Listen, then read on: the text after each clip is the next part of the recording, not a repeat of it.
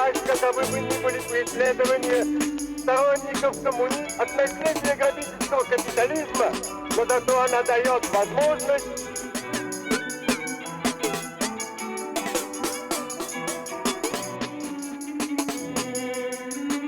и вот почему советская власть, каковы бы ни были преследования сторонников от наследия грабительского капитализма, но зато она дает возможность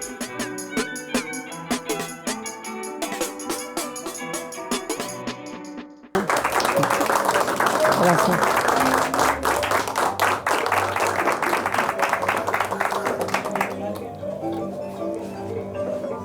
Bueno, buenas tardes a todos.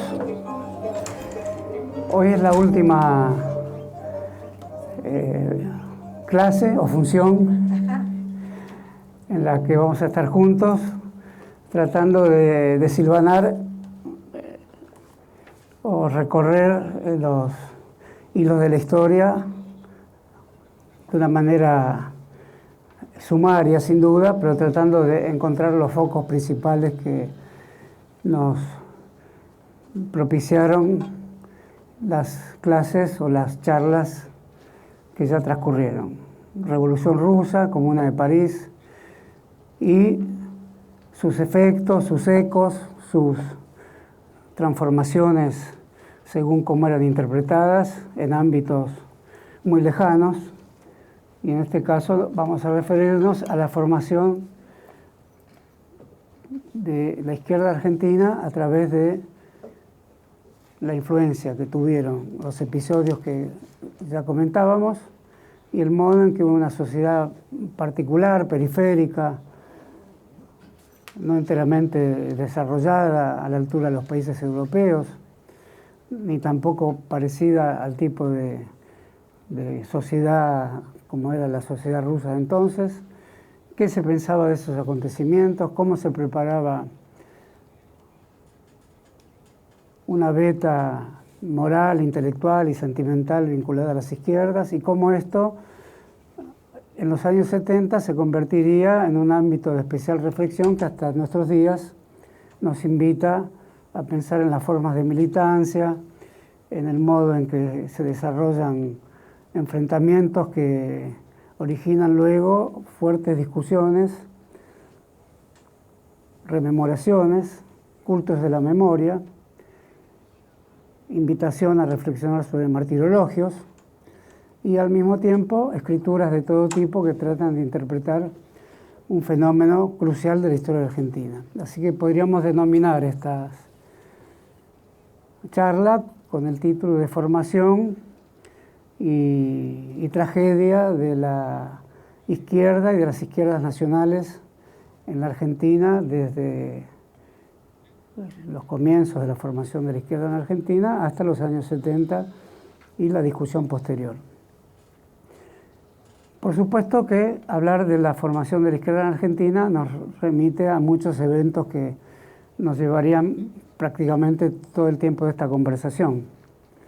No obstante, quiero recordarles el modo en que fue comentada la Comuna de París en 1871, unos años después por Ingenieros y Lugones, que en aquel momento formaba parte del llamado socialismo anárquico, en el diario La Montaña de 1897, o sea, 26 años después.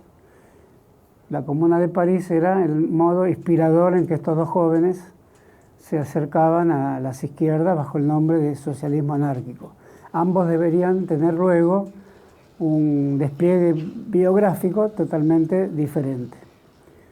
Lugones, como ya se sabe, participaría de una manera lateral, pero importante en el golpe del 30, e Ingenieros, fallecido en 1924, el mismo año en que fallece Lenin, se convertiría en una referencia de la izquierda argentina que tenía el respaldo filosófico del positivismo y del latinoamericanismo.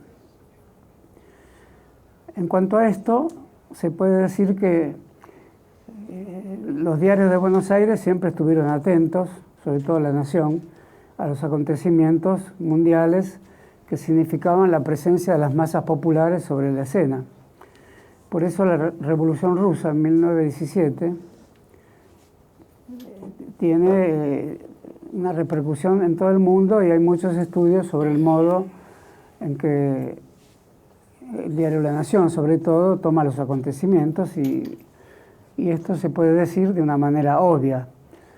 Apoya la caída del zar. No hay que olvidar que en aquel momento La Nación sostiene banderas de un liberalismo que ya no es el mismo que se recoge hoy bajo esa misma palabra, y que en sus páginas se escribían José Martí o Ortega y Gasset, en fin, figuras también de la cultura internacional vinculada a la complejidad de lo social y de la relación de la sociedad con la literatura.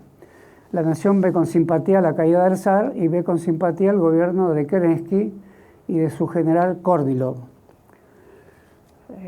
Lo mismo que el diario La Vanguardia. El diario La Vanguardia del socialismo también ve con la misma simpatía el gobierno de Kerensky, que a los efectos de la nomenclatura internacional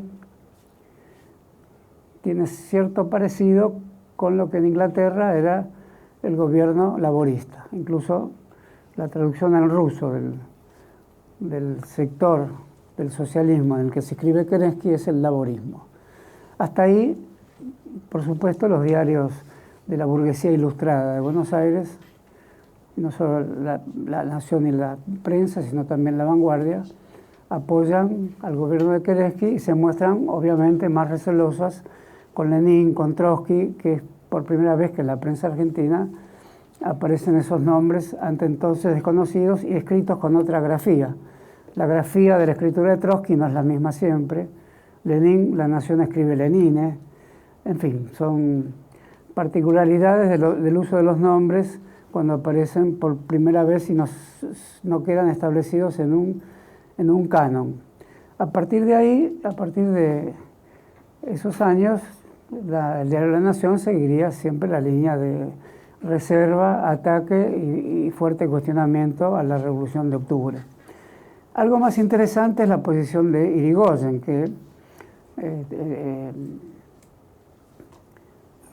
también se muestra simpatizante de la caída del zar y al mismo tiempo receloso, igual que Alvear, el presidente que lo sigue, de la revolución bolchevique. Al final del gobierno de Irigoyen se abren las puertas del comercio petrolífero con la empresa petrolera soviética. Ese es uno de los motivos también del golpe del 30 de Uriburu. En un momento de la economía del gobierno de Irigoyen, hacia 1929, se hace un convenio con la empresa petrolífera soviética, que es el antecedente de una de las empresas petrolíferas y gasíferas más fuertes del mundo hoy, ¿no? Y que forma buena parte de los tratos de la geopolítica europea. Muchas veces el gobierno golpista de los años 30 mencionó ese intento de Irigoyen de hacer acuerdos con la Unión Soviética a través de YPF, que era la empresa que se había formado unos pocos años antes en la Argentina. La izquierda argentina se puede decir que en su aspecto institucional o formal es el Partido Socialista, fundado antes de que terminara el siglo XIX, y la decisión en un Partido Socialista a la luz de la Revolución Soviética, que es el Partido Comunista, formado en 1919, 2 años después de la Revolución. Esas discusiones son conocidas y son de alguna manera obvias. El Partido Socialista de Juan B. Justo no estaba dispuesto a acompañar la experiencia revolucionaria tal como se daba en los textos de Lenin, en los textos de Trotsky. Juan B. Justo era un socialdemócrata que se guiaba por la socialdemocracia alemana y veía con fuerte simpatía, como la socialdemocracia alemana, la colaboración de clases. Era un fuerte crítico de un concepto central de Lenin, que era la dictadura del proletariado. Pero al mismo tiempo en el partido de Juan B. Justo hay figuras que son más concesivas o que tienen visiones no canónicas respecto a la posición del socialismo. Una de ellas es Alfredo Palacios, que tiene una posición más nacional, no tanto como la de Manuel Ugarte, que también es un socialista, pero mantienen la idea de un socialismo en las condiciones de la sociedad argentina.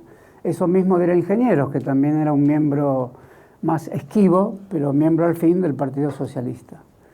En la década del 20 se funda un núcleo efímero de carácter estudiantil, con Palacios y otras figuras del Valle y Barlucea, figuras del socialismo, pero que tiene un nombre que no pertenece a la nomenclatura habitual de la Argentina. El nombre es Insurrexit. Parece una palabra latina, probablemente lo sea. Alude a la cuestión de la insurrección, pero de una manera estetizada. Hay una X en el medio, Insurrexit. Es como una insurrección por la vía de la reflexión, del pensamiento. En ese grupo, es un grupo del socialismo que tiene una fuerte vinculación con Haya de la Torre. Haya de la Torre había formado en Perú el APRA, la Alianza Popular Latinoamericana, de la Revolución Americana, a la luz del modo en que Estados Unidos se había comportado con la cuestión del Canal de Panamá, que surtió un fuerte efecto en toda la opinión liberal y social latinoamericana, puesto que se lo veía después de la intervención de Francia en el Canal de Panamá, viene a los Estados Unidos, y hacia 1903 se genera el primer atisbo de antiimperialismo latinoamericano a partir de la presencia norteamericana en el Canal de Panamá. El APRA se funda, entre otras cosas, para convertirse en una barrera y en una reflexión crítica y movilizadora frente a la presencia de Estados Unidos a través de la conocida consigna América para los americanos. Por lo tanto, se presenta como una alternativa al monroísmo, el presidente de Estados Unidos, autor de esa frase. Haya de la Torre, que es una figura muy equívoca, porque así como empieza antiimperialista, termina como aliado de los Estados Unidos después de los años 60, es una figura clave de la historia del Perú. Forma parte también del grupo Insurrexit de los años 20. Digo este nombre para resumir mucho y para que se vea qué diccionario y qué vocablos forman parte de lo que podríamos llamar el tintineo explícito y a veces sigiloso de las izquierdas argentinas. Con este mismo nombre se forma otro grupo en los años 30, en el año 31, después del golpe de Uriburu. También se llama Insurrexit, pero ahí las figuras que lo forman, que forman parte de la izquierda, y casi siempre de la izquierda universitaria. La izquierda en general, hasta ese momento, es una izquierda universitaria, o es una izquierda de intelectuales libres, pero vinculados de una manera u otra con la universidad. Por ejemplo, Lugones, menos, Ingenieros, mucho más. Este grupo Insurrexit de los años 30 tiene como figuras al joven Ernesto Sábato, al joven Rogelio Frigerio. Ya tenemos entonces nombres más conocidos que perduran a lo largo de todo un ciclo que incluye las transformaciones biográficas de ambos. También el joven Raúl Scalabrini Ortiz es un miembro lateral del grupo Insurrexit, y uno de los miembros de ese grupo se le ocurre fundar una revista que es el antecedente de algún modo de las revistas de noticias, de las revistas semanales de noticias, que se llama ¿Qué pasa? Esa revista de los años 30 va a tener repercusión en los años 40 y será una revista radical, pero ya el nombre es ¿Qué? Y en los años de Frondizi perdura el nombre y la revista ¿Qué? Es la revista oficial del frondicismo, y ahí sí la dirige Raúl Scalabrini Ortiz. Ya maduro, ya el personaje conocido por El hombre que está solo y espera, por su crítica al trazado del ferrocarril británico en la Argentina y por muchos temas más vinculados al anticolonialismo en la Argentina. No tanto desde el punto de vista de las izquierdas, sino de una conciencia nacional crítica.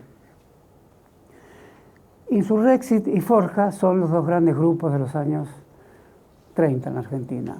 Forja se funda en el año 1935 con Scalabrini, Jaureche y muchos radicales. En realidad eran todos radicales irigoyenistas, no alvearistas. Y la consigna básica de ese grupo es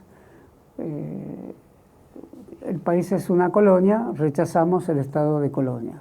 La consigna no es exactamente esa, pero si la recuerdo bien es somos colonia, queremos ser un país libre. Por lo tanto, el anticolonialismo es una especie de umbral interno, de un umbral previo que antecede a la formación de izquierdas más drásticas o más elaboradas en su doctrina. En los años 30 la discusión es sobre el gobierno del general Justo, por lo tanto las discusiones son en relación a la falta de espacio público, las restricciones electorales que afectan especialmente al radicalismo como movimiento popular, y las izquierdas son izquierdas que vacilan entre estilos del grupo Insurrexit a estilos del grupo Forja. Este último con más vinculación hacia una alianza que después se llamaría Nacional y Popular y que incluiría sectores progresistas o nacionalistas progresistas del ejército, y las personas del grupo Insurrexit vinculadas a una promesa de un partido de izquierda que no sea el Partido Comunista, obligado a seguir las orientaciones de la Unión Soviética, sobre todo durante la Segunda Guerra Mundial, donde la provisión de alimentos salidos del campo argentino a los ejércitos aliados también a la Unión Soviética, era una proposición a la cual el Partido Comunista no era indiferente y por lo tanto no acentuaba las demandas obreras que en aquel momento estaban representadas por el gremio central de la época, que es el gremio de la carne, el gremio de los frigoríficos, sobre todo los frigoríficos que hoy no existen más en Ensenada y Berisso, Armour y Swift. De ahí salen los primeros grupos que avanzan hacia la ciudad de Buenos Aires el 17 de octubre del 45. El peronismo puede ser interpretado como un eco de las grandes revoluciones mundiales. Esto ya lo hemos comentado aquí. Es una retraducción con muchas atenuaciones o muchos énfasis tanto de la Revolución Soviética como de las revoluciones fascistas que se contraponen entre sí. Esta discusión es una discusión ardua. El peronismo muchas veces fue visto más como colateral de los climas intelectuales que había originado el fascismo que como acompañante de la Revolución Soviética. Pero esto no es así. La llamada tercera posición de Perón en realidad no es la exclusión drástica de esas otras dos polaridades, sino es la incorporación simultánea de elementos de cada una de ellas. El obrerismo, la idea del trabajo, la idea de Estado, la idea de movilización con un jefe, que no se quiere llamar caudillo, Perón cuida mucho de eso, la participación de la Iglesia, son todos elementos que componen el mosaico complejísimo del peronismo que abreva de las fuentes de la conmoción mundial. Y el propósito genérico del peronismo de la época es invocar una revolución posible en la Argentina, sostenida por la clase obrera, sostenida por el desarrollo industrial, sostenida por la movilización social en plaza pública y que al mismo tiempo no sea una revolución que lleve las cosas a tal extremo que obligue a que la revolución que efectivamente se invocaba era una revolución destinada a impedir que hubiera una revolución más drástica. De alguna manera, la revolución posible en la Argentina comienza a ser portadora del nombre del peronismo. Y eso tiene una fuerte aceptación en las bases populares, lo que origina una fuerte discusión en la izquierda. Y ahí empieza la historia contemporánea de la izquierda argentina, contemporánea a las vicisitudes del peronismo, y ahí comenzamos a asistir a la gran pregunta de la izquierda: ¿qué es el peronismo? Pregunta que de alguna manera no ha cesado. ¿Qué es el peronismo que moviliza a las clases populares, que sindicaliza por millones a los trabajadores, que habla de revolución y que al mismo tiempo esa revolución no tiene el sonido, la sonoridad, el clima interno de las izquierdas mundiales? ¿Qué es entonces algo que moviliza a la clase obrera, que le brinda cánticos y blasones que no son los habituales de la izquierda y que al mismo tiempo sus rostros, sus cuerpos y sus vestiduras son las más familiares que se pueda a la tradición de las izquierdas? Entonces ahí comienzan escisiones en los partidos de izquierda, sobre todo en el Partido Comunista, que se repetirán a lo largo de todo el ciclo del peronismo, escisiones en la izquierda y también en el nacionalismo clásico. En la izquierda es muy conocida la escisión que se produce en una célula ferroviaria, de las más importantes del Partido Comunista, porque los dos gremios más importantes de la época, dije uno, el gremio de los frigoríficos, el gremio de la carne, que hoy no tiene esa misma importancia, obviamente, y el gremio de ferroviarios, que hoy tampoco tiene esa misma importancia, desplazado por otros gremios. Notoriamente el ferroviario reemplazado por el gremio de camioneros. Pero la célula ferroviaria del Partido Comunista, y ahí estaba inscripto una persona que tendrá fuerte repercusión en la historia intelectual argentina, Rodolfo Puigros, pasa a ver con simpatía las acciones del peronismo. Puigros no abandonará nunca su esquema de revolución mundial, que incluye postular primero una etapa democrático-burguesa y recién después de cumplidas las llamadas tareas burguesas, es decir, la apertura del espacio público, cierta industrialización, cierta sindicalización, alianzas con sectores progresistas de la burguesía, etc., recién después el socialismo. Ese día Puigros la traslada al peronismo sin dejar nunca de mantenerla tal como la mantuvo en sus años de joven militante de la Federación Juvenil Comunista o del Partido Comunista. Lo mismo pasa desde el Partido Radical con una intelectual que tendrá honda importancia en los años 60 y que levantará la bandera del marxismo, que es Juan José Hernández Arregui. Siendo un radical de la ciudad de Villa María, donde reinaba el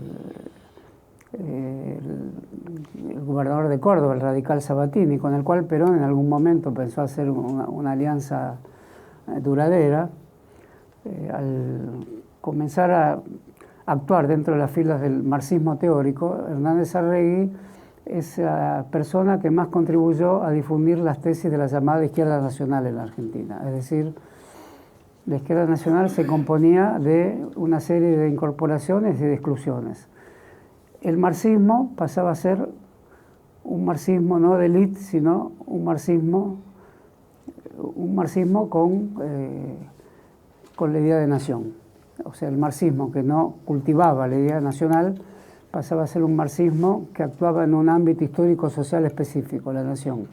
Y el nacionalismo, que no cultivaba la idea popular, porque la Argentina estaba ante un nacionalismo elitista, el nacionalismo rosista, el nacionalismo que había hecho el revisionismo histórico, el revisionismo de Juan Manuel de Rosas por encima de los otros caudillos federales del siglo XIX, inclusive por encima de Peñalosa o de Felipe Varela.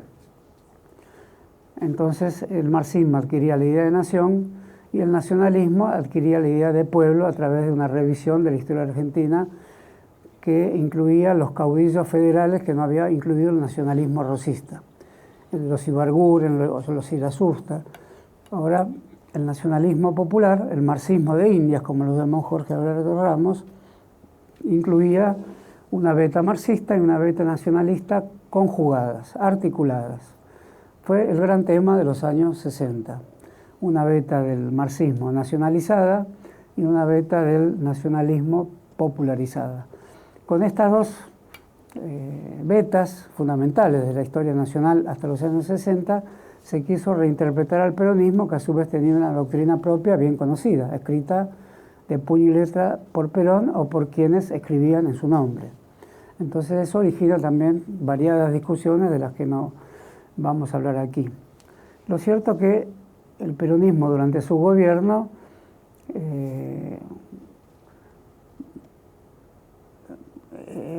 no tuvo una oposición de izquierda relevante. Una parte de la izquierda importante actuaba dentro del peronismo.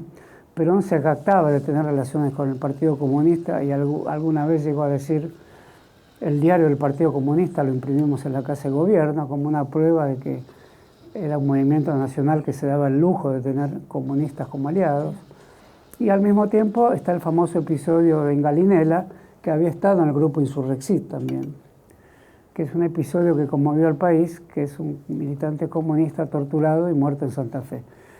Es un episodio que aún reverbera en la memoria de la izquierda argentina, del comunismo en la Argentina.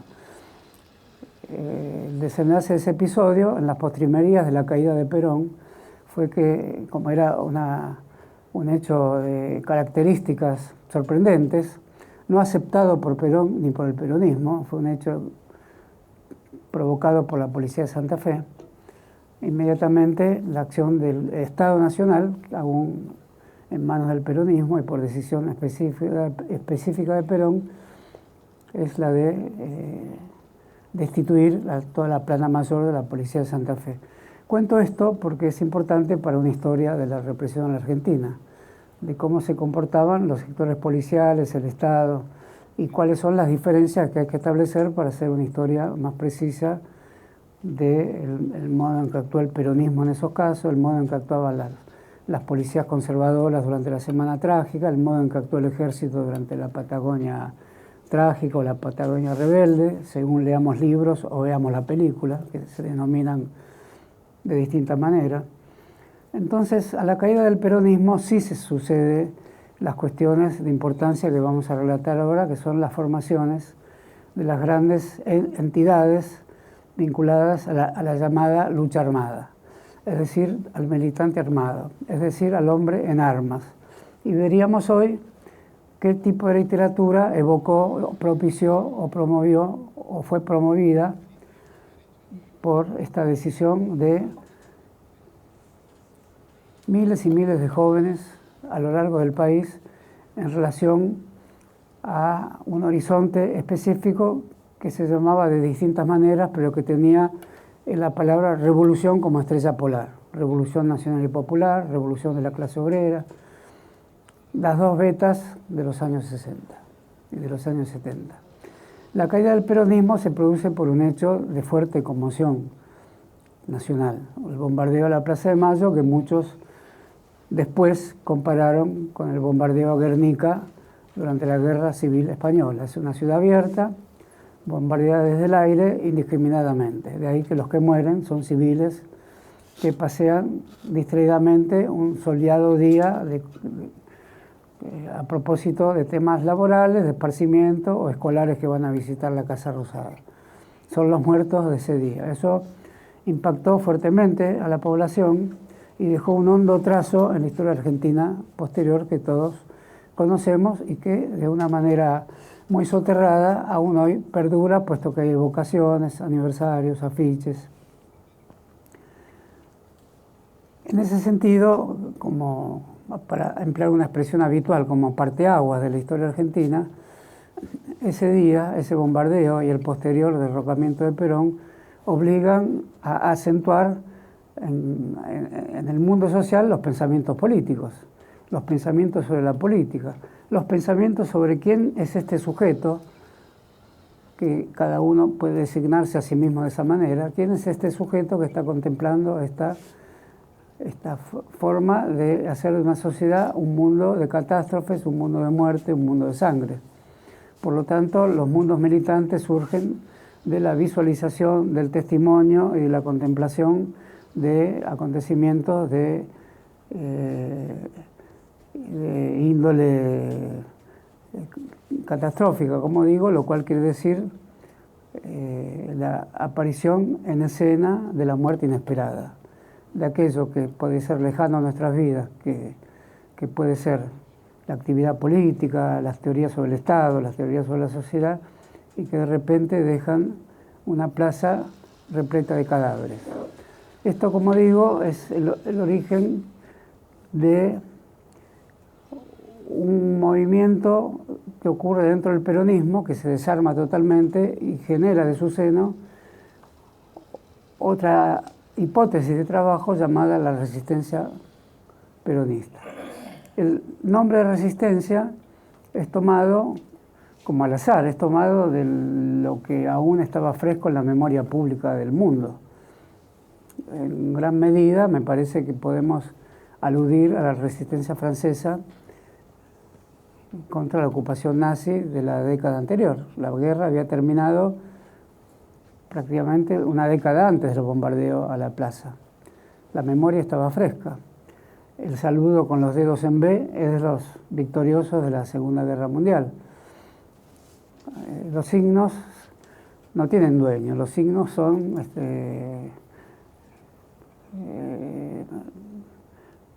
escasos, si se quiere, en la historia. Los signos son usados por grupos que pueden tener alternativas diferentes para interpretar el mundo, y sin embargo es el mismo signo.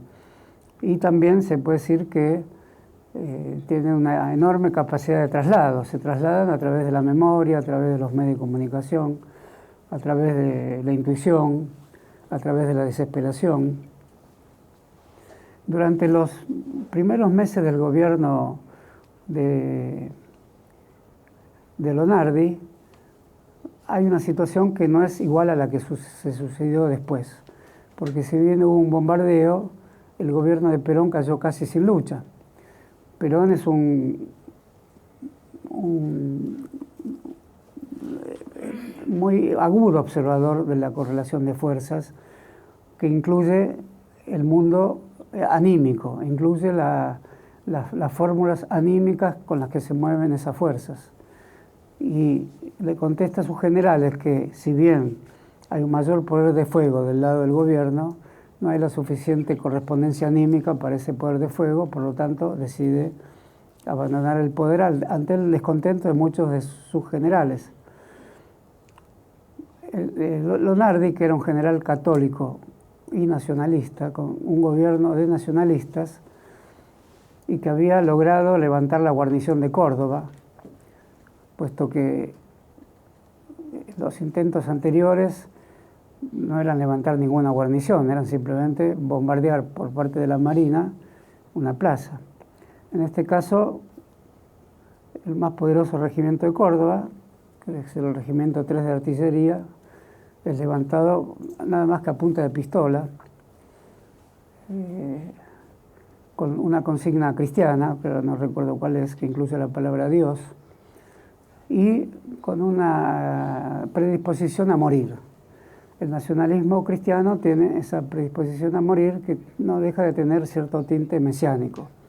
La actitud de Lonardi tiene ese sesgo de cierto mesianismo militar, puesto que no lo amparaban fuerzas militares mayores, por el contrario. Pero frente a sí, las que eran numerosas y que tenían el mando en el Estado estaban totalmente desmoralizadas. Poco le cuesta entonces entrar simplemente con una pistola en los cuarteles de Córdoba. Ahí comienza la verdadera revolución contra el peronismo. Y al mismo tiempo con cierto deseo del nacionalismo de guardar ciertas prevenciones en relación al sindicalismo peronista, al cual quiere atraer hacia el seno de la revolución llamada libertadora. Por lo tanto, el diario laborista no se cierra, los sindicatos no son tomados, y hay cierto coqueteo del nacionalismo cristiano con el peronismo, que había tenido su fase iniciática vinculada a la Iglesia Católica. La Iglesia Católica hace un fuerte esfuerzo para que Perón tenga el camino despejado del 45 en adelante, pero más fuerte es el esfuerzo de la Iglesia Católica para derrocarlo. Y en ese sentido, Lonardi se propone al amparo de la Iglesia Católica. Hay que recordar que Perón había expulsado a los nuncios apostólicos en los meses anteriores de su gobierno y había declarado el divorcio, cosa que había producido un gran escándalo en la sociedad argentina. Entonces Lonardi hace algo que después hicieron muchos otros grupos políticos, lo hace rápido, lo hace desde el nacionalismo, pero no se diferencia tanto de lo que muchos otros grupos políticos y de izquierda pensaron de las masas peronistas, como masas en disponibilidad. Por lo tanto, Lonardi también piensa que son masas en disponibilidad, dura poco su gobierno, fallece muy rápido. Cuando él cae, por el asombro que sus posiciones provocan en la Marina y en el sector liberal del ejército, comienza el gobierno de Aramburu, que había fracasado o había tenido un moderado éxito en tomar la guarnición de Curuzucuatiá, en Corrientes, que de dimensiones muy menores a las de Córdoba. Por lo tanto, militarmente tenía un papel secundario en la revolución del 55. Aramburu. Ahí se produce el fusilamiento del general Valle, que si se levanta es amparado no solamente en la caída de Perón, sino en la caída de Lonardi, porque Valle es también un general católico y nacionalista. Y se percibe en su carta de despedida a su hija, que es un documento estremecedor, dirigido contra Aramburu, en el sentido de que no va a poder mirar a los ojos a su esposa, a sus hijos, etc. Es una condena de un cristiano a un réprobo, incluso lo llama asesino. Eso tendrá una onda de fuerte repercusión en la historia argentina, esa carta de Lonardi, del general Valle, que escribe minutos antes de ser fusilado en el mismo lugar donde casi 30 años antes había sido fusilado el anarquista Severino Di Giovanni. Cosa curiosa, es en la entonces cárcel de la avenida Las Heras en Buenos Aires, demolida durante el frondicismo. Hoy es una plaza amable donde los niños juegan. Hay una escuela de fútbol y hay personas que toman cómodamente sol en el ligero y ameno césped de la plaza. Pero esa plaza es el centro de varias tragedias argentinas. No es recomendable, sin embargo, recordarle a ninguna de las gráciles niñas que toman sol en esa plaza que allí ocurren tragedias, porque equivale a arruinar una tarde de sol, ¿no? Esto originará la fundación del Grupo Montoneros, esta memoria, este hilo, que podríamos llamar un hilo de reposiciones, de conductas drásticas en la historia, que es una especie de intercambio de los cuerpos de los condenados. De ahí la captura de Aramburu y su fusilamiento en el año 72. O sea,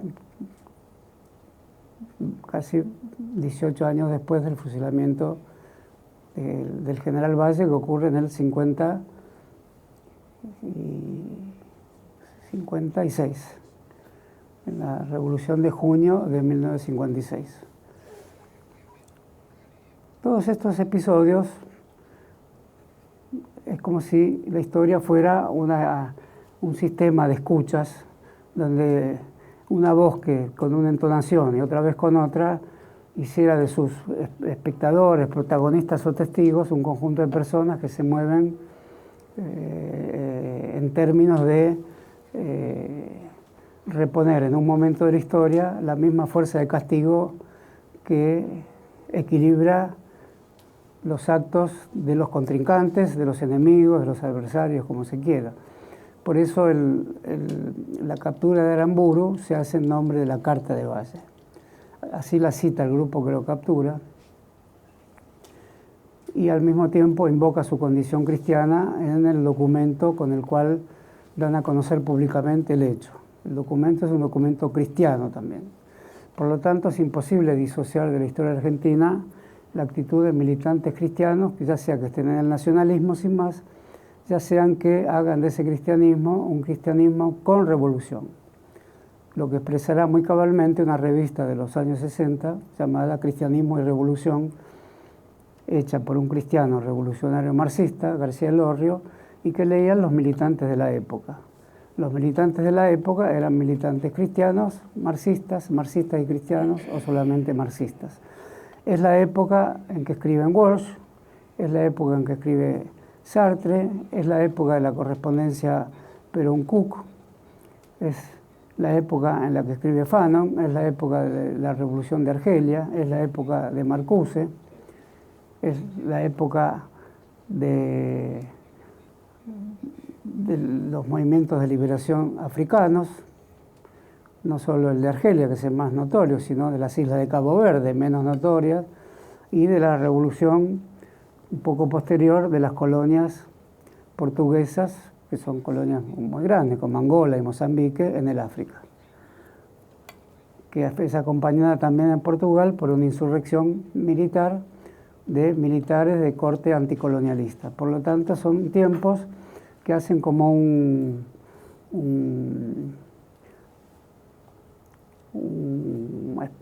espectáculo lleno de heterogeneidades, pero que se puede comentar con muy pocas palabras: antiimperialismo, anticolonialismo, lucha armada, esfuerzos militantes, heroicidades y grandes textos.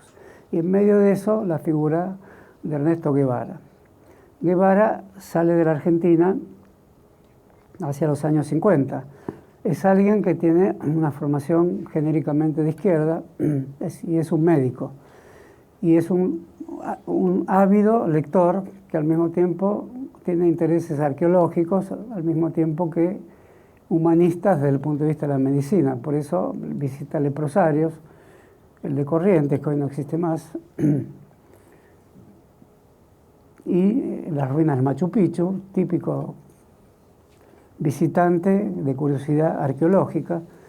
Por lo tanto, también es una época de los viajes hacia el corazón, donde se sospecha que está lo que informa a las personas sobre un sacudón biográfico. El militante es el lugar donde se produce ese sacudón biográfico, es decir, se hará militante a partir de resolver con su curiosidad y a partir seguramente de un viaje, pero puede no ser un viaje, puede ser un descubrimiento que está narrado en todos los grandes libros de la humanidad, el famoso Camino de Damasco. Algo ocurre en un camino que despierta una reinterpretación de tu vida.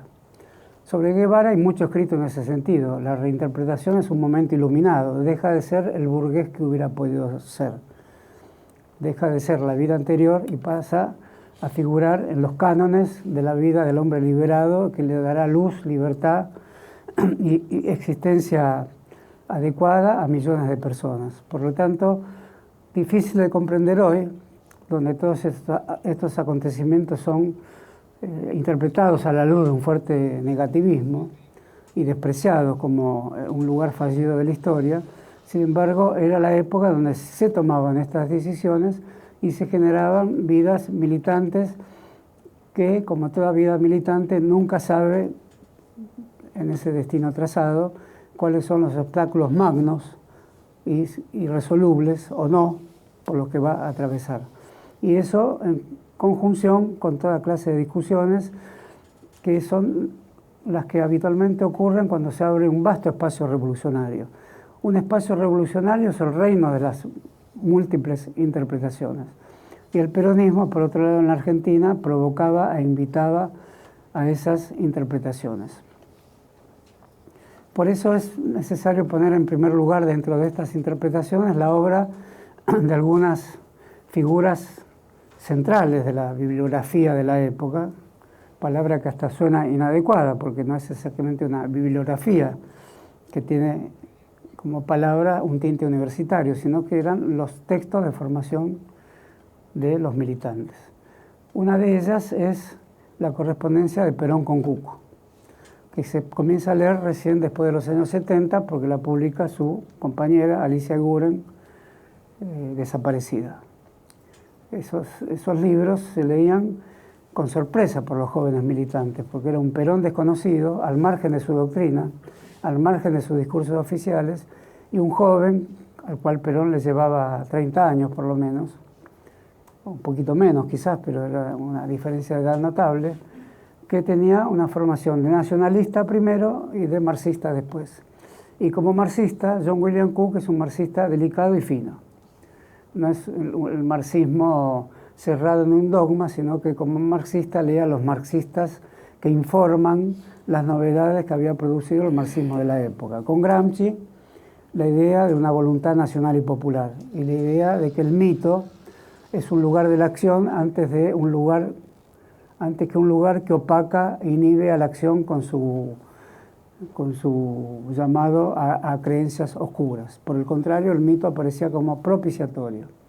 Ese Gramsci es leído por John William Coco. Lukács, una figura fundamental de la izquierda centroeuropea, que había escrito trabajos fundamentales a la luz de la tesis del fetichismo de la mercancía de Marx, Historia y conciencia de clase, luego el asalto a la razón, que es una apología de la victoria del ejército soviético sobre el ejército alemán nazi, pero estudiada a través de los ideologías de Occidente que dieron el plasma y la fuerza anímica a las construcciones del nazismo, al que Lukács vinculaba al irracionalismo occidental. Tanto Schopenhauer, Nietzsche como Max Weber. A todos los hacía culpables de haber creado el clima ideológico del surgimiento del nazismo.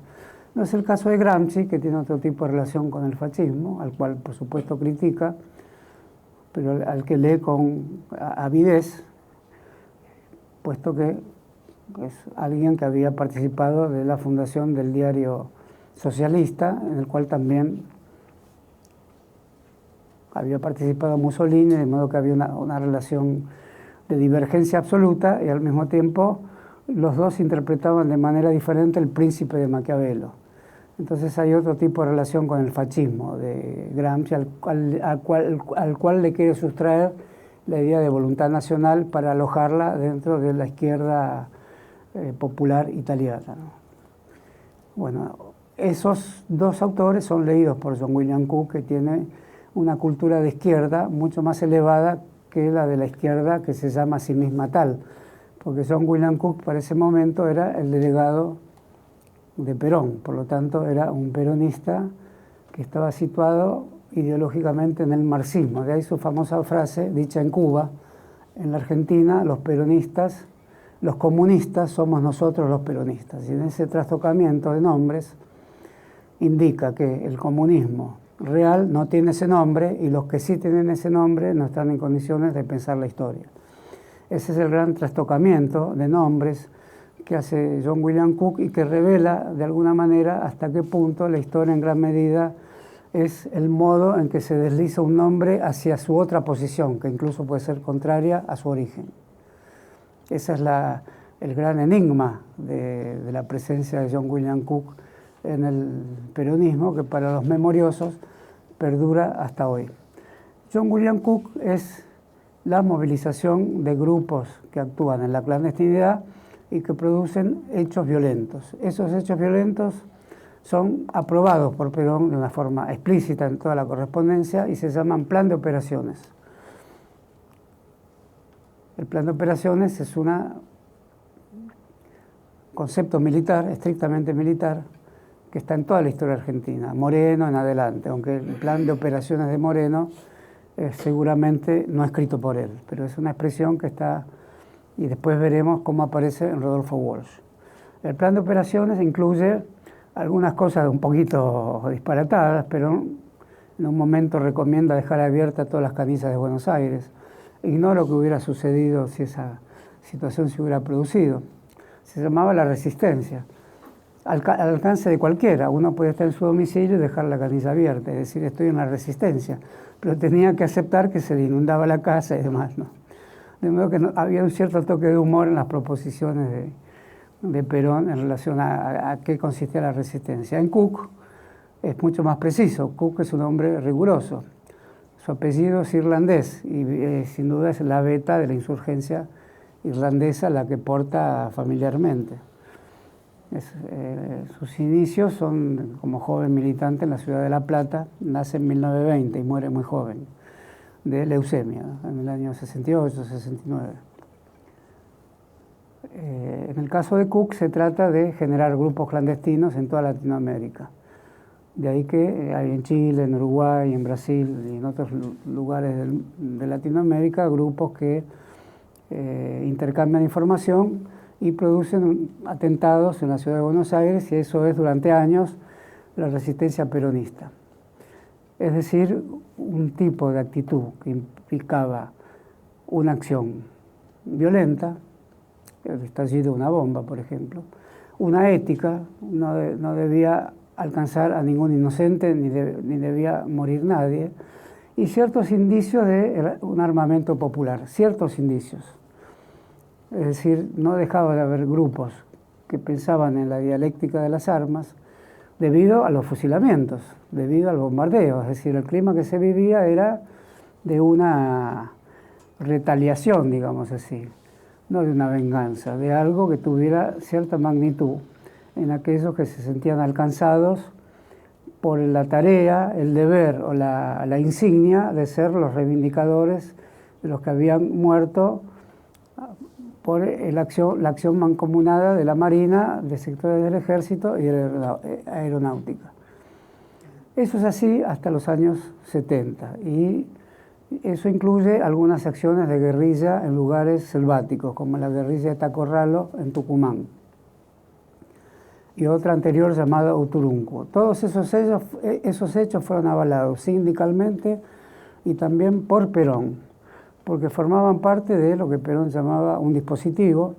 Ese dispositivo incluía un plan de operaciones y el dispositivo incluía las formaciones armadas, las formaciones auxiliares. Ese hecho suponía que había una conducción central de las formaciones auxiliares. Las formaciones, no recuerdo ahora decir ese nombre, pero eran formaciones armadas, pero al decirle formaciones y darle su nombre, estaba implícito que seguían orientaciones de un Estado Mayor Central y muy específicamente de una persona que le daba nombre a todo el dispositivo. Eso se quiebra hacia los 70 y se quiebra con el secuestro de Aramburu. El secuestro de Aramburu está hecho por personas que algunas de ellas venían de familias tradicionales, otras de familias de profesionales, alguna parte de ellos Colegio Nacional Buenos Aires, y que habían producido en su conciencia, digamos en su espíritu de curiosidad militante, una cierta revulsión, porque quizá el destino no les marcaba, siendo jóvenes, 22, 23 años, que se impusieran estar ante una tarea de tal envergadura, secuestrar al máximo dirigente de las fuerzas liberales en Argentina, que para el momento estaba hablando de Perón sobre un tema fundamental de la Argentina, el posible retorno de Perón en términos pacificadores con un papel central a cumplir por el peronismo. De modo que ahí cambia el tono de la historia argentina y ahí comienza una insurgencia de otro tipo.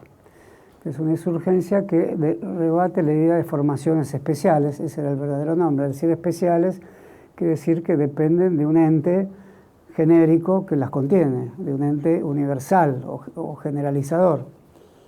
Y se comienza a pensar en una organización político-militar que tiene detrás suyo un hecho de características majestáticas, digamos, un magnicidio. El secuestro y muerte de alguien que había sido presidente de la República. Hecho que después es relatado por uno de los diarios de esa organización. Por lo tanto, es un hecho con un relato que hacen los que ponen a ese general en situación de muerte. El tribunal que se levanta es un tribunal que no está dentro de las leyes previstas de un país. Es un tribunal revolucionario. Es un tribunal que le lee a Aramburu una sentencia y en esa sentencia está inscrito el nombre del general Valle. Por lo tanto, es un general por otro general. Eso es una invitación a interpretar la historia argentina de un modo sereno, desde luego, pero no menos activo a la hora de pensar ese trazado que estaba atravesando una sociedad que podía tener muchos de sus miembros, como decía John Reed de la Revolución en San Petersburgo, yendo al teatro todos los días, o a los mejores restaurantes, o a las mejores cantinas, o jugando al truco, al golf o a las bochas, y sin embargo ocurría esto. Ocurría un hecho, una memoria que tenía en su interior un hilo de sangre, para un lado y para otro. Entonces, sobre este hecho, sobre lo cual hay mucho escrito, está una gran novela de José Pablo Feynman que se llama Timote, que es la localidad donde se produjo el hecho. Hay una película de Filippelli, también sobre Timote, y hay mucho escrito sobre eso, incluso, como digo, el relato que escriben los ejecutantes de ese hecho, que se puede llamar de múltiples maneras: ajusticiamiento, muerte, asesinato, etc. Ajusticiamiento es el nombre que le dieron las muchedumbres que primero se sorprenden, puesto que la resistencia peronista no tenía esa escala de hechos. Tenían que ser personas que no estuvieran en la lógica de una militancia que tenía un encuadre que veía los hechos con cierta proporcionalidad. Es decir, no había un espíritu magno, un espíritu que trazaba un hecho que partía en dos la historia. Cuando asesinan a Rosa Luxemburgo en 1919, los soldados del Freikorps, que eran unos restos del Reich, y al mismo tiempo vinculados o tolerados por la socialdemocracia que en aquel momento de derrota alemana en la guerra gobernaba en Berlín, Hannah Arendt dice que la izquierda alemana se dividió en dos de una manera tajante. Lo que parecía unido y estaba unido hasta el momento, con la muerte sacrificial de una persona, por supuesto, se divide. Los socialdemócratas de un lado y los luxemburguistas de otro. Con el episodio de Aramburu, quiero ser cuidadoso al hablar, también se divide la sociedad argentina de muchas maneras. Las maneras se reproducen con distintos tactos, distintas palabras y distintas euforias. Hoy se reproduce de otra manera, pero este hecho no deja de estar contenido silenciosamente en el conjunto de episodios que se desencadenaron. Eso produce en la militancia de la resistencia un enorme escozor al par que una iluminación. Se está fundando una situación nueva. Y esa situación nueva hace que todas las organizaciones anteriores de la resistencia peronista tengan una decisiva discusión en su seno en relación a quiénes son estos jóvenes que tiempo después, para refrendar su nombre, Montoneros, toman la ciudad de La Calera, en Córdoba, y invitan implícitamente a miles y miles de jóvenes que asuman ese destino, que involucraba a la resistencia peronista e iba mucho más allá, releía el siglo XIX. ¿Cómo se releía el siglo XIX? Con la propia palabra Montoneros, que cuando la convierten en un sello, en realidad decía Productos Montoneros. Era alguien que fue a un lugar que fabricaban sellos y le dice al que hace el sello que es para fabricar un vino. De hecho hay un vino montonero, había en la época un vino montonero. Productos Montoneros. El sello incluye la expulsión de la palabra producto y quedará solo Montoneros a los fines de la aparición epifánica, digamos, así, deslumbrante y única, como un hecho de los que Walter Benjamin hubiera llamado auriáticos, un hecho con un aura, y incluía a quienes lo asumían cargar con el hecho fundante. Esa es una situación nueva para la militancia, cargar con un hecho fundante de esa índole. Entonces la historia argentina es como si subiera un escalón y hacia abajo se reivindicara la historia del siglo XIX, donde ese nombre estaba enclavado con mucha fuerza. Eran las montoneras del Chacho Peñalosa, las montoneras de Felipe Varela. En cuanto a Chacho Peñalosa, es muy evidente la situación porque ahí hay una literatura muy fuerte, que es la que produce José Hernández cuando Sarmiento envía la partida de la ejecución del Chacho Peñalosa, que había pasado en su vida por distintas actuaciones, había sido en algún momento unitario también, pero era un caudillo del interior. Para justificar de alguna manera los sucesos vinculados al Chacho Peñalosa, Sarmiento escribe la vida del Chacho, escribe la vida de aquel contra el cual dirigió una guerra siendo gobernador de San Juan. El Chacho era de La Rioja. Y en ese libro, que es un libro de gran significación en la historia argentina, La vida del Chacho, porque es un estudio muy completo del territorio donde ocurren las acciones, es un libro clásico. El territorio, los hombres y la lucha, como los historiadores del siglo XIX. Pero al final hay un capítulo que se parece mucho a la doctrina de la seguridad nacional, donde se justifica el mismo diciendo que a ese tipo de bandidaje rural había que expulsarlo en nombre del Estado, y la expulsión en el caso del Chacho fue el corte de cabeza, en fin, estilo del siglo XIX. De modo que esos hechos que pertenecían a la bibliografía, a cierta corriente intelectual de la historia argentina, de repente reaparecen bajo la forma de la política armada. Para desarrollar una política armada y para que alguien tome las armas,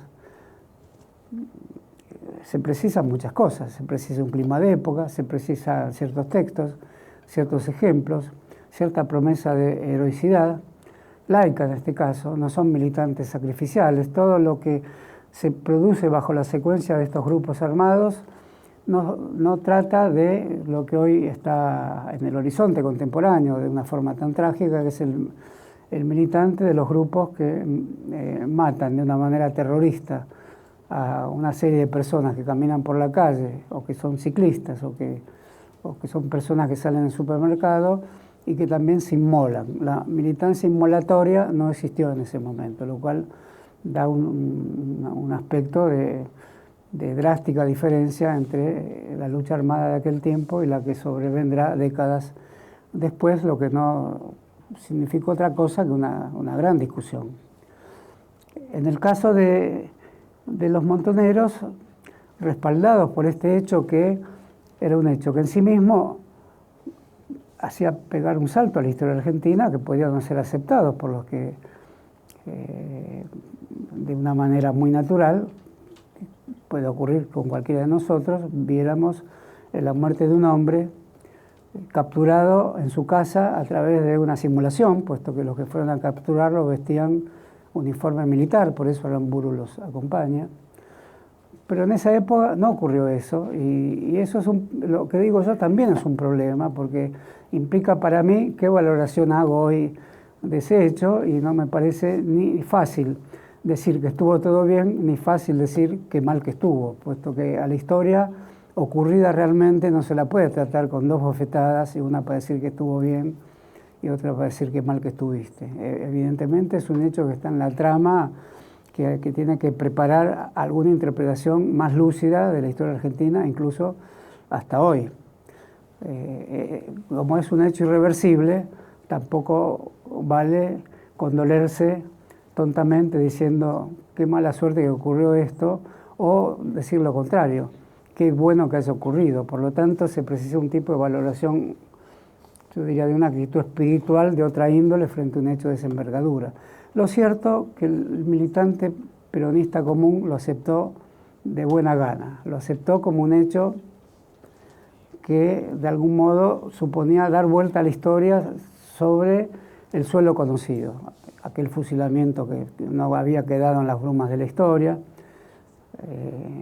aquella represión del frigorífico Lisandro Latorre, etc. Todo eso evidentemente quedaba como saldado, quedaba en otro lugar de justicia, con el episodio de Aramburu. Y a partir de ahí se desarrollan todas las secciones conocidas del grupo Montoneros, que tendrá, entre las tantas alternativas de los episodios que se hicieron bajo ese nombre, su final en la llamada contraofensiva, ya durante el gobierno militar, donde sucumbieron casi todas las personas que volvían del exterior para protagonizar el esfuerzo final de índole militar y clandestina, ni más ni menos que contra una poderosa dictadura armada que secuestraba y mataba y tiraba cuerpos al río sin piedad. En los últimos tiempos, muy poco antes de su muerte, Rodolfo Walsh, que fue una figura de singular importancia en la política, en la literatura argentina y también de los grupos armados argentinos, había escrito un texto fundamental de advertencia a los montoneros respecto, siendo él miembro del grupo y parte de su aparato de publicidad, diciendo que había un déficit de historicidad, que se había convertido en un aparato armado y muy poco más, que había que retroceder en vista de la superioridad militar a las filas populares, que había que hacerse pueblo nuevamente, que había que dejar de lado las conductas vanguardistas e incorporarse nuevamente a las filas, incorporarse nuevamente a la vida popular, a la manera de una nueva resistencia. Y dice esa frase, que la rememoro como la clave de una situación,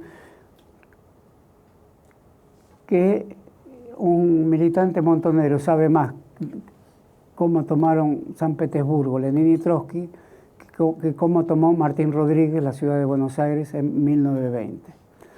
Es decir, historicidad propia, eso es lo que pide Walsh, que había sido nacionalista católico también, antes de pasar por cierto marxismo, la obligada visita a Cuba, y su incorporación a Montoneros desde un punto de vista de una izquierda muy dramática, muy tratada, aún en sus escritos más militares, y sobre todo en la Carta a la Junta Militar, con una escritura de un periodismo literario de carácter muy elevado, como quizás no hubo otro en esa época y quizás en cualquier otra época del periodismo argentino. Sin contar su vasta literatura de investigación, sus cuentos policiales. Y ahí establece una discusión perdurable en la Argentina, cómo debe ser un grupo respecto a la historicidad de un país. Ya Ingenieros, que había saludado la Revolución Rusa, de los pocos que la había saludado, junto a Borges, por otro lado, dice, sí, todo bien, pero acá es otro país y será todo de otra manera. La historicidad supone otra evolución de la historia, otro grado de evolución, otro grado de desarrollo, otra territorialidad, otra formación discursiva, otro tipo de creencias, en fin, todas esas diferencias hacen que la revolución deba dialogar con otro individuo, ¿no? Con el individuo ruso, con el campesino ruso, con el marinero ruso, sino que tiene que dialogar con peculiaridades y singularidades propias que no se le pueden escapar a un grupo revolucionario. Quizás queda esa frase en el aire, el déficit de Montonero fue, siendo que su nombre lo obligaba a conocer la historia argentina, haberla abandonado en nombre de esquemas de una militancia militarista. Así quedamos con esta historia, entonces la dejamos acá para tomar la otra beta, la beta trotskista de la misma insurgencia armada en la Argentina. Esa beta, diría que nace después de la beta nacionalista que encarna a los montoneros, nacionalista y marxista. Los montoneros tienen documentos internos de análisis marxista, pero sus banderas son peronistas, por lo tanto hay ahí una asunción de la identidad peronista con métodos de análisis de la sociedad que no son los del peronismo, que más bien postulan una amalgama de clases antes que una lucha de clases. Entonces los documentos internos tienen esa peculiaridad, tienen una dicción, un vocabulario que pertenece a la historicidad argentina y una metodología de análisis que pertenece a un rango que lo eleva a la condición de un cierto tipo de marxismo. De todas maneras, Walsh plantea esa situación en las postrimerías de la prácticamente disolución por muerte, asesinato y desaparición de los militantes montoneros, de los cuales sobrevivieron muy pocos. En el caso del grupo llamado Ejército Revolucionario del Pueblo, la situación es un poco diferente, puesto que tiene antecedentes muy remotos. En primer lugar, podríamos decir en el trotskismo argentino. El trotskismo argentino es de los años 40, se forma a través de jóvenes militantes, aunque hay antecedentes en los años 30 también, no vamos a mencionarlo ahora, pero la fuerza del trotskismo argentino surge en los 40, cuando Trotsky está en México, en razón de que muchos grupos de militantes que se sienten afines al pensamiento de Trotsky se turnan en los turnos que en todo el mundo se organizan para custodiar la residencia de Coyoacán, en México, que es donde finalmente se introduce la persona que en nombre de la KGB asesina a Trotsky. Trotsky en aquel momento en México recuerda su consigna a los Estados Unidos de Europa y la traduce a América Latina como los Estados Unidos de América Latina. Ve con simpatía a Lázaro Cárdenas, que es uno de los momentos más importantes del PRI, del Partido Revolucionario Institucional de México, y eso crea cierto eco en la Argentina, lo que hace que se desarrolle una corriente de izquierda nacional basada en el trotskismo, cuyos nombres ostensibles son muy conocidos: Jorge Abelardo Ramos, también Hernández Arregui, aunque proviene del radicalismo y no del trotskismo, Aurelio Narvaja, que proviene sí del trotskismo, y muchas otras figuras que harán una tarea de publicística que llevará la militancia también a miles y miles de personas, porque Jorge Abelardo Ramos fue uno de los escritores de la izquierda trotskista nacionalista más leídos de los años 60 y que, como ustedes saben, tiene un periplo sumamente controvertido hacia el final de su vida. Eso también lo vamos a dejar de lado. En el caso del trotskismo argentino, protagoniza hacia los años 60 un curioso episodio en el peronismo, porque el peronismo es la clase obrera. Es la clase obrera que además tiene conductas de resistencia. Y en la época de Bandor, que tiene un conjunto de problemas respecto a la autonomía sindical en relación al peso que tiene Perón desde Madrid, para mostrar esa disconformidad con las orientaciones que da Perón desde Madrid, introduce un episodio novedoso en las filas del sindicalismo peronista y de la CGT y de las 62 organizaciones, que es la alianza con un grupo muy importante del trotskismo que dirigía Nahuel Moreno, que es un seudónimo, pero es un seudónimo interesante. Nahuel es tigre, ¿no?, en mapuche, y Moreno por Mariano Moreno. Por lo tanto, en su nombre tenía una doble vertiente latinoamericanista, digamos, indigenista por un lado y jacobina por otro. Y el programa de la Huerta Grande y La Falda es aprobada por las 62 organizaciones por la incidencia que tiene este grupo en las organizaciones sindicales del peronismo. El programa de Huerta Grande y La Falda, que hoy reivindica la corriente federal del sindicalismo dirigida por el gremio de bancarios, es un programa que se llama así por las colonias de vacaciones del sindicalismo en Córdoba, Huerta Grande y La Falda. Todavía están los hoteles donde se aprobó en el 57, los dos. Y es el programa de transición de Trotsky, es decir, no es un programa socialista, pero uno de sus puntos dice control obrero de la producción. De modo que se imaginarán cuán lejos que estamos hoy en plena época de flexibilización de lo que significaba ese programa, que revela una vez más cómo habló el peronismo, qué tipo de discursos, como hablamos todos cuando tenemos que hablar. Colectamos del mariposeo de palabras que nos rodean, aquellas que se pegan a las que son nuestros rituales efectivos del lenguaje, pero las que se colocan como mariposeando alrededor nuestro, las tomamos también.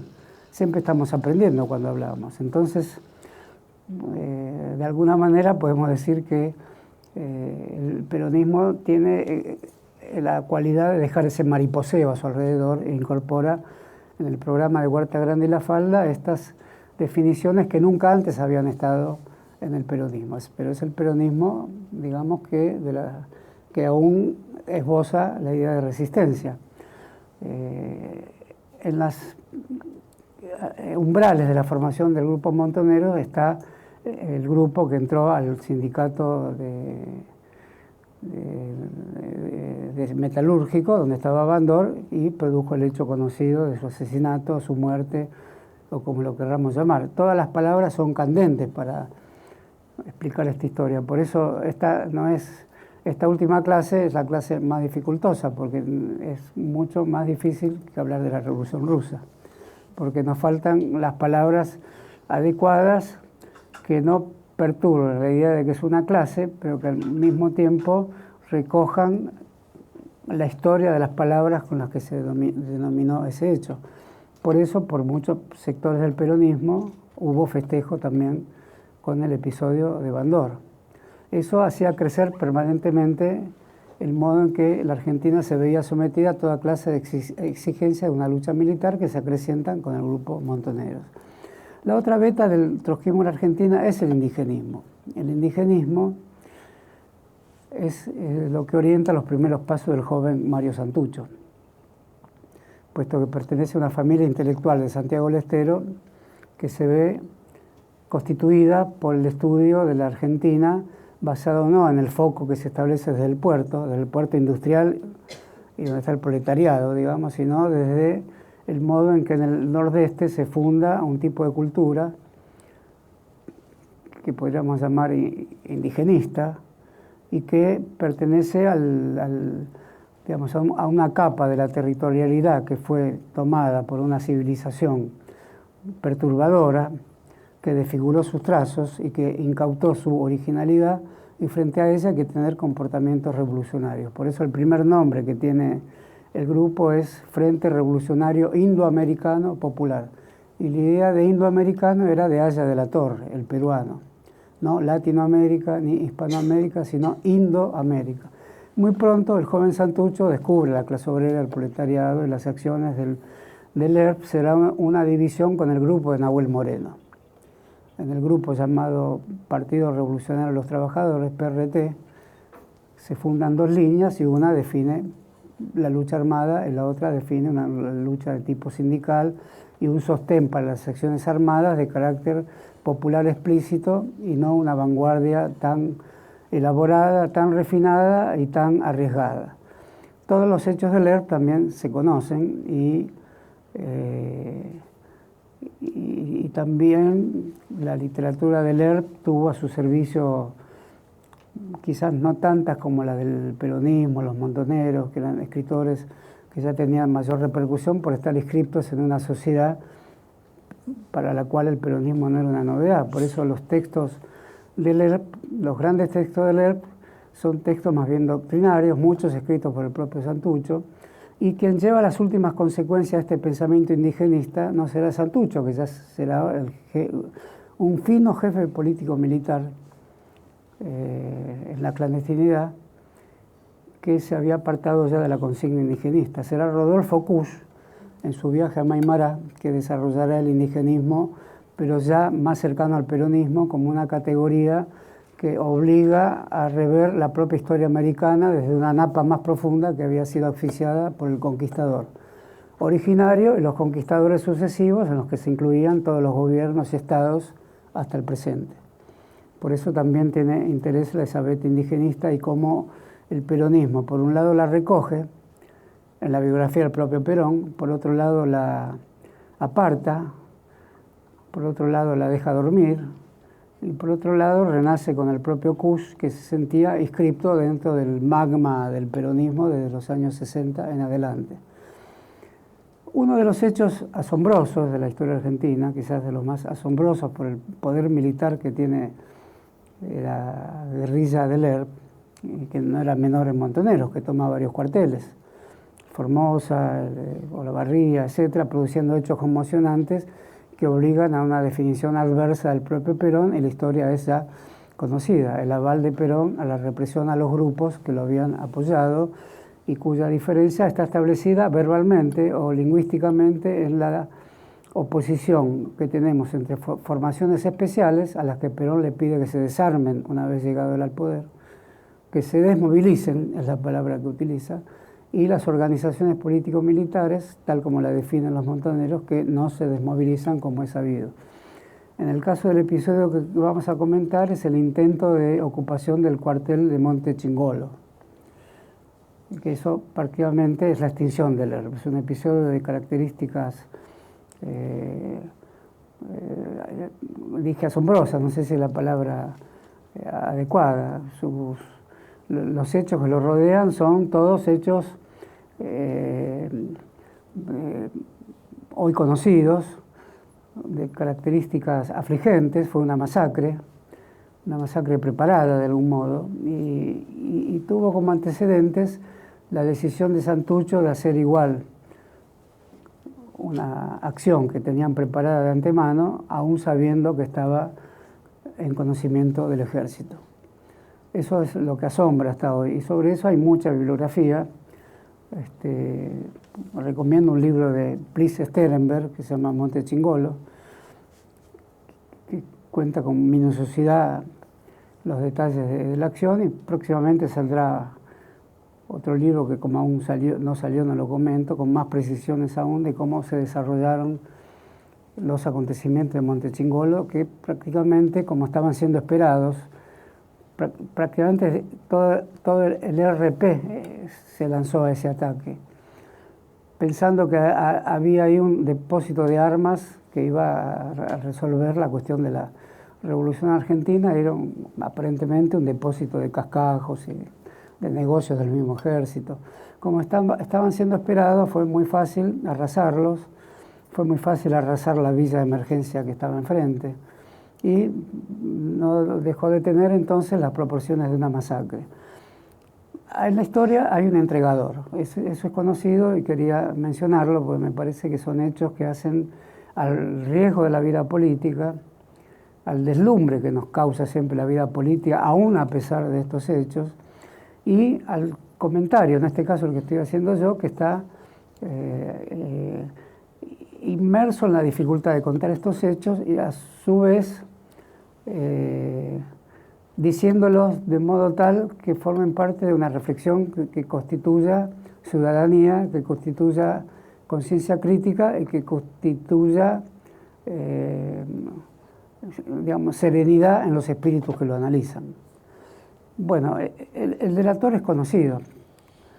En el libro que mencioné hay una historia que no sé qué veracidad tiene, porque el delator, que se llamaba El Oso, era miembro del ERP, pero había pasado por las llamadas Fuerzas Armadas Peronistas, que eran también la guerrilla, que se llamaban igual que las Fuerzas Armadas, solo que peronistas. Pero además había peronistas dentro de las Fuerzas Armadas del país. De modo que todos los nombres tienen una especie de dramática superposición. Un coronel hace un discurso a los conscriptos de la época, eso lo leí en el libro de Sterenberg, de Pris Sterenberg, y dice, son todos marxistas, todos enemigos. Los montoneros, un poquito menos quizás, pero también hay que matarlos a todos, pero algo de nacional tienen, matarlos igual a todos. A los de ERP mucho más, porque eso no tiene nada de nacional. Un coronel probablemente refleje la mentalidad del ejército, que no es una sola, que empeñó distintas tácticas y estratégicas para combatir a la guerrilla. La decisión de la desaparición de cuerpos fue una decisión orgánica, con órdenes escritas y no escritas, sobre todo estas últimas, con un tipo de represión al ERP que hizo el ejército. Eso lo dice Astiz en una entrevista muy importante, porque el ejército es el arma laica y por lo tanto es el arma católica, digamos. Por lo tanto, no tendría menos problema en reprimir al ERP, notoriamente no católico. Y la Marina, arma notoriamente laica, no tendría mayor problema en reprimir a los montoneros que tienen o tenían una formación más cristiana. Bueno, especulaciones. Pero lo cierto es que en el libro de Pris Sterenberg se dice que el pasaje por el peronismo de esta figura, que es la figura del delator, hacía más inteligible el hecho que hubiera una delación.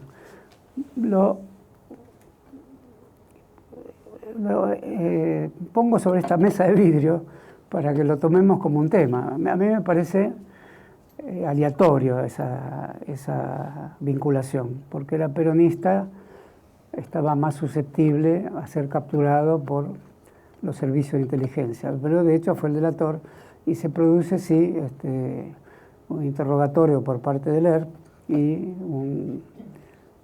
una escena también de tribunal de guerra, con la consiguiente muerte de El Oso, en manos de la justicia del ERP, o sea, la justicia no estatal, o de los protoestados que son los grupos de la guerrilla. Comento esto para que se vea la severidad de una época. Toda época tiene una gran severidad y por lo tanto hay muchas formas de morir en una época.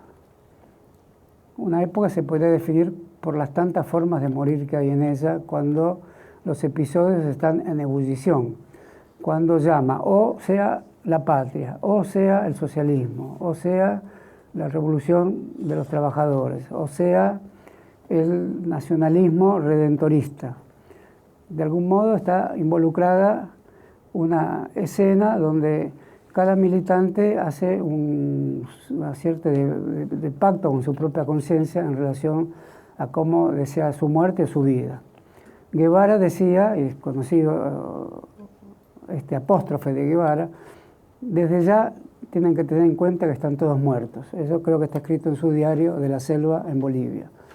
Entonces, esa exigencia es una exigencia que no está en nuestra época en la Argentina. Desde ya estamos todos muertos. Por lo tanto, para comprender una época que no es la nuestra, hay que atravesar como si fuéramos equilibristas de una arena circense, pero si el ejemplo es malo, diríamos como si fuéramos torpes exploradores que tienen que saltar pantanos de todo tipo hasta llegar al lugar donde estos pensamientos serían inteligibles. Hoy quedan reducidos a una clase o a un repudio, a un intento de reivindicación a los militares, como son todos los editoriales del Diario de la Nación, todos los editoriales del Diario de la Nación, a un intento de reducir los hechos a un conjunto de personas que no tenían mayor estima ni por su vida ni por la población, lo cual también me parece desacertado, puesto que, como dije, era la época de todos estos textos, y estos textos operaban como cuerpos vivientes, sea Gramsci, sea Sartre, sea Fanon, sea Walsh, sea Rodolfo Kusch, sea Cook, o sean las revistas que se leían en la época, Pasado y Presente, Cristianismo y Revolución, El Hombre Nuevo, que eran todas revistas vinculadas al modo en cómo el marxismo era un marxismo nacional populista o un marxismo sin las incrustaciones que la idea nacional ponía en ese mismo cuerpo del marxismo. Entonces, para pensar estos hechos hace falta más que un profesor, que una clase como esta.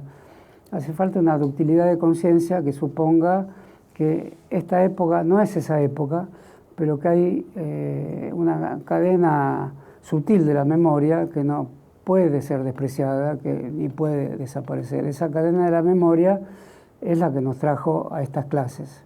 La cadena de la memoria o el cáñamo, digamos, que se establece entre época y época, no siempre es perceptible y se presta numerosas veces a ser abandonado, no solo por un déficit de historicidad, sino por quienes creen que esa historia o no ha ocurrido, o los remanentes que quedan de esa historia, que es la memoria, deben ser nuevamente asfixiados. Entonces, frente a eso, me quiero despedir de estas clases tan irregulares, puesto que esta es apenas la que rozó este tema tan grandioso y tan trágico de los años 60 y 70 en la Argentina, y que nos obliga a estar atentos ante cualquier intento de reposición de algo que ahora les cuesta cada vez menos hacer, que es borrar esas huellas de la memoria en los edificios donde está incorporada, en los textos donde aún puede leerse, en las paredes que quedan pintadas, en los militantes que las releen no para imitarlas ni para hacer lo mismo, pero tampoco para repudiarlas, sino para sentirse ellos mismos como un eslabón de lo acontecido, lo que mantiene vivas las sociedades.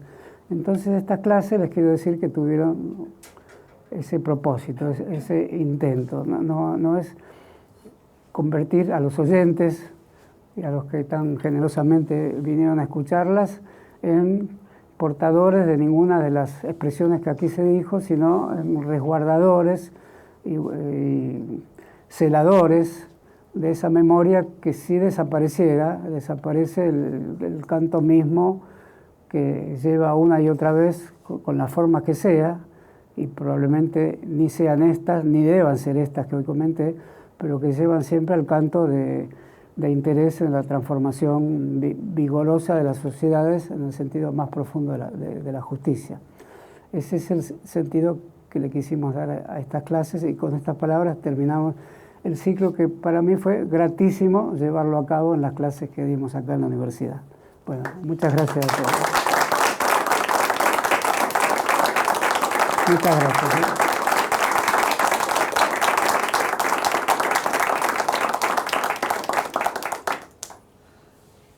Bueno, espero sus comentarios. Una pregunta. Sí. ¿Por qué nadie habla de la figura de Isabel Perón?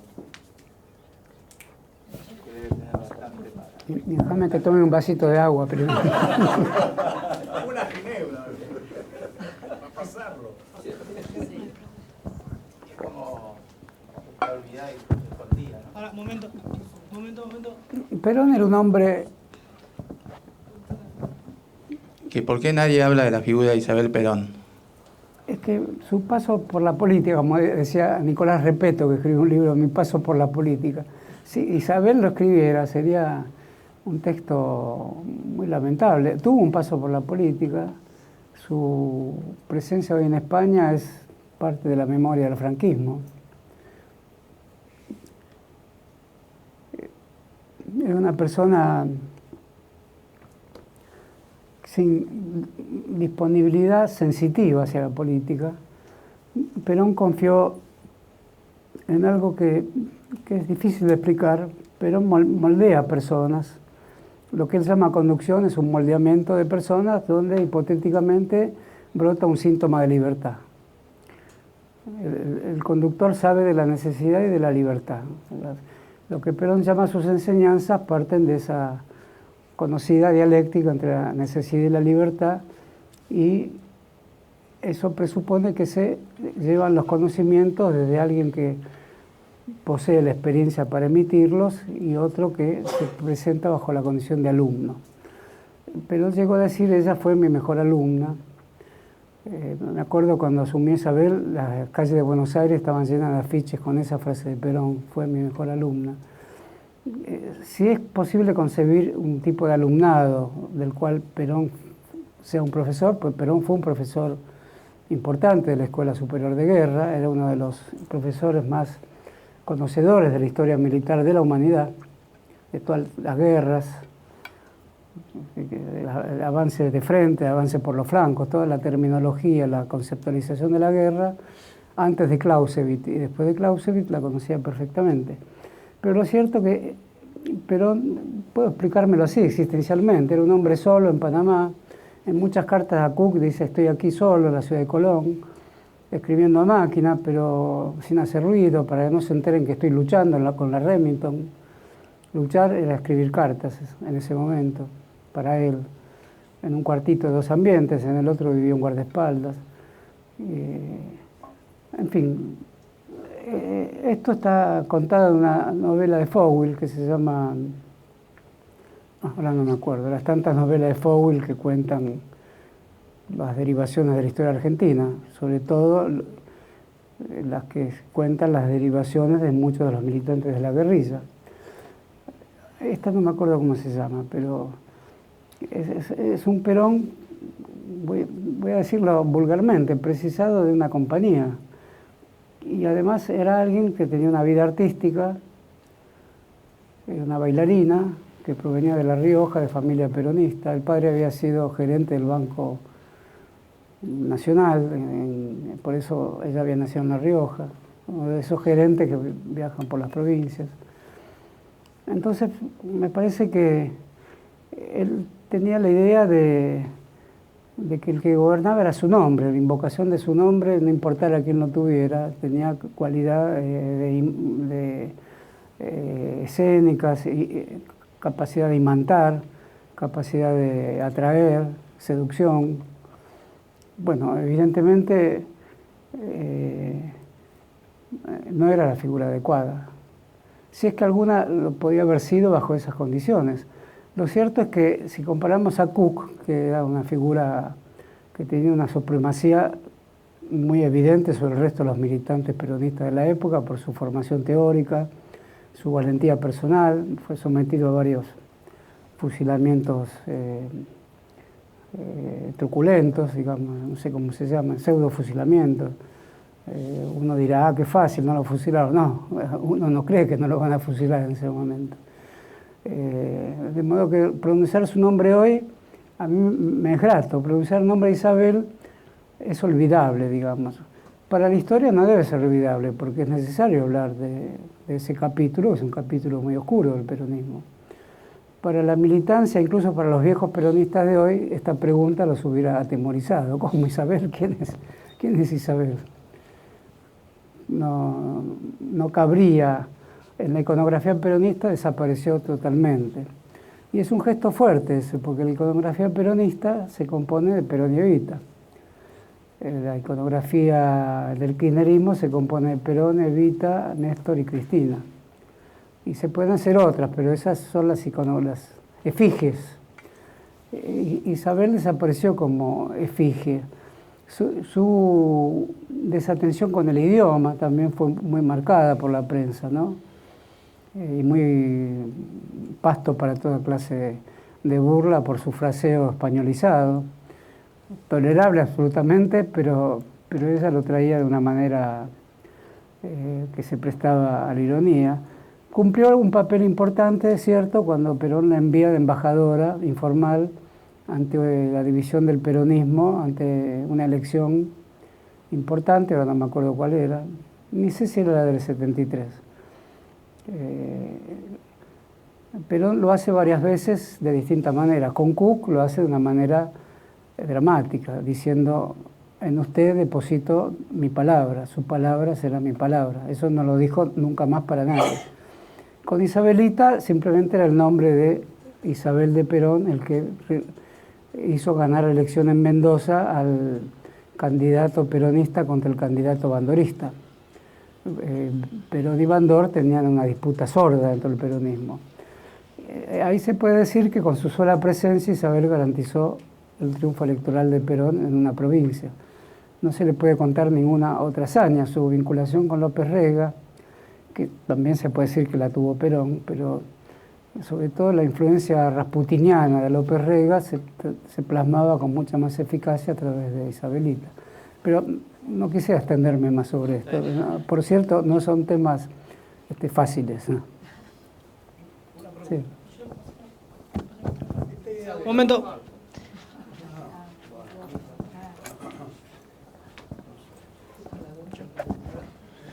Una pregunta que a mí me suele ver esta noción del cristianismo, la idea de esa moral cristiana que existía, de sacrificio y demás, aparece, como usted dijo, las primeras alianzas del peronismo con la idea de la comunidad organizada, cristiana y demás, que lo lleva a Perón y que después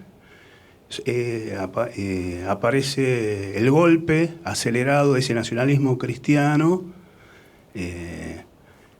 con la derrota de Perón. Sin embargo, esa moral cristiana sigue estando como un enlace integrador de las Fuerzas Armadas y sobre todo de la de Montoneros. Por un lado está esa idea de sacrificio por el otro, pero por otro lado es una idea que se me ocurre a mí, que le quita como es una vertiente política, porque la idea de la guerra justa sobre el otro que es un enemigo, me parece que en ese contexto histórico se debate esa contradicción entre la política y la guerra. Sí, no estoy tan seguro que alguna vez en Montoneros haya aparecido la idea de guerra justa, ¿no? Es una idea más extrema, es así, está en el catolicismo o en el cristianismo en distintas épocas de su expresión histórica y en otras religiones ostensiblemente también. Y además toda guerra quiere un ámbito de justicia para sí misma. Pero me parece que los montoneros no tenían esa consigna. Había un cristianismo enlazado con ideas políticas de corte nacional y popular. En algún momento se puede decir que no deberíamos ligarlo solamente a la vertiente cristiana, que fue más bien la de los orígenes. Cuando se incorporan masivamente muchísimos militantes, se puede decir que en el montonerismo están todos los credos, ¿no? Y los credos ahí se alivianan y de algún modo pasan a formar parte interna, claro, no declarada quizás, de lo que lleva a hombres y mujeres a sentirse protagonistas de una forma de justicia que, se involucra su propia muerte, lleva para sí mismos el consuelo de la redención. Pero tanto los que eran de formación cristiana como los que tenían formación judía en Montoneros, en el ERP, alivianaban esos orígenes religiosos en nombre de lo que podríamos decir la mística superior, la idea de revolución, ¿no? La revolución era crear un mundo nuevo con un hombre nuevo y sintetizar la historia argentina, del Cordobazo que no hablamos, de todos los luchadores de la antigüedad hasta los tiempos que corrían. De algún modo la revolución es una revolución que pone en presente todas las fuerzas dormidas que hablaron ese mismo idioma en algún momento en que fueron asfixiadas o apartadas por una represión mayor. Por eso tiene un carácter en general de redención la idea revolucionaria. Por eso jóvenes salidos recién de un colegio nacional se animaron a disparar un balazo en la sien del general Aramburu. Digo esto tratando de decir de la manera más objetiva posible, es decir, en nombre de hacer justicia y en ese momento sí, justicia cristiana. Pero no hablaron ahí de guerra justa. No nos olvidemos que estaba el fusilamiento de Valle de por medio, que tampoco tuvo mayores precauciones jurídicas, fue una orden de Aramburu directa, ¿no? Por eso digo que la carta de la hija tuvo un impacto enorme. Si uno la lee hoy, la carta de Valle a la hija es la carta de un cristiano que no pide venganza, pero que pone fuera de lo humano a los que ordenaron su muerte, ¿no? Una carta durísima, más que dura, es una carta digamos, que lleva la historia política hacia un lado teológico.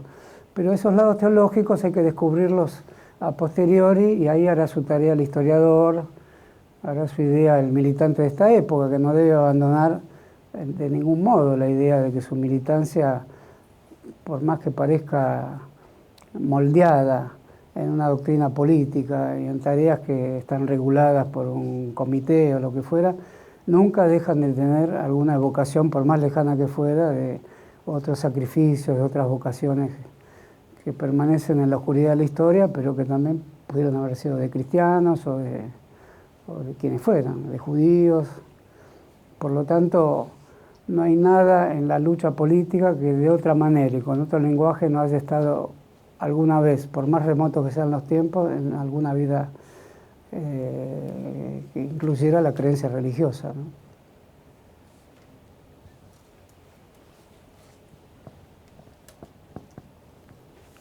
Bueno, podemos dar por terminado nuestras jornadas aquí y les agradezco mucho la presencia y me voy casi, no sé si fue buena o mala la exposición, no. Me voy, sea de una forma o de otra, me voy bastante tembloroso. Bueno, muchas gracias.